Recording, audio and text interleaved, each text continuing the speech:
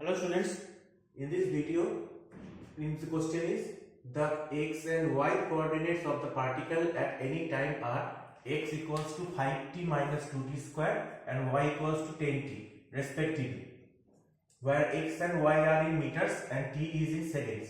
The acceleration of the particle at t equals to 2x. तो आज हम motion in A plane शुरू कर रहे हैं। इस मोशन इन ए प्लेन मतलब हमारे पास दो कोऑर्डिनेट होगा, एक होगा x कोऑर्डिनेट, एक होगा y कोऑर्डिनेट। अगर मैं x डायरेक्शन में 3 मीटर गया और y डायरेक्शन में 4 मीटर गया तो मेरा फाइनल पोजीशन क्या होगा? x equals to final position को हम r से डिनोट करेंगे। r वेक्टर मतलब जिसका डायरेक्शन है एज वेल एज मैग्नीट्यूड है, तो इसका वेक्टर क्या होगा?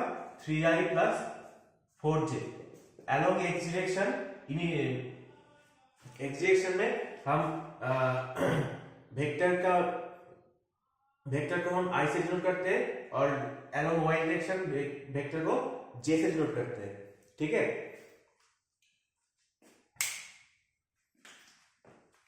और 3i प्लस 4j अगर मैं x डायरेक्शन में 5 मीटर गया और y डायरेक्शन में 6 मीटर गया तो मेरा r वेक्टर क्या हो जाएगा? r वेक्टर हो जाएगा 5i plus 6j, right. i को क्या बोलते हैं? i को बोलते हैं, j को क्या बोलते हैं? Vector along y direction, vector along x direction and vector along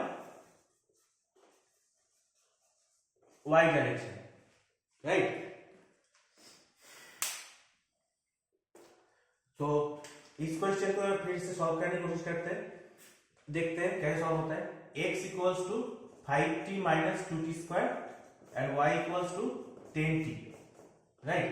x और y का कोऑर्डिनेट दिया गया है, x डायरेक्शन में 5t माइनस 2t स्क्वायर गया और y के केस में 10t गया।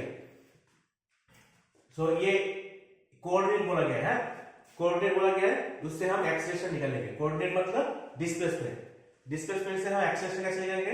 मेरे पीछे वीडियो में बोला था कि dd करेंगे, dx dt equals to ddt of 5t minus 2t square, okay, और ddt ऑफ dy dt हो जाएगा कितना?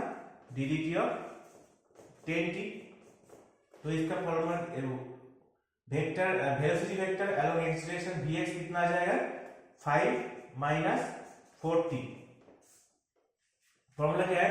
ddt of t power n equals to n t power n minus 1, okay. और ये क्या हो जाएगा? vy क्या हो जाएगा? 10, क्योंकि t के पावर 1 है, 1 t to the power 1 minus 1 t to the power 0 t to the power 0 1 1। तो उस तरह से फिर से हमें डिफरेंशिएशन करना पड़ेगा। डिफरेंशिएशन करने के बाद हमें क्या मिलेगा? एक्सेलरेशन मिलेगा। ax कितना हो जाएगा? -4 और ay कितना हो जाएगा? ddt of 10 equals to 0। Constant का डिफरेंशिएशन हमेशा 0 होता है। तो ax 4 ay 4, तो उसका एक्सेलरेशन वेक्टर क्या होगा?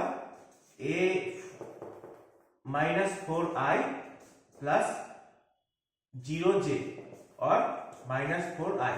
तो बोला गया है acceleration of particle at t equals to 2 क्योंकि इसका एक्सेलरेशन कांस्टेंट है, तो t equals to 2, t equals to 3, t equals to 4 हमेशा -4 ही रहेगा, तो इसका एक्सेलरेशन हो जाएगा -4 मीटर पर सेकंड स्क्वायर।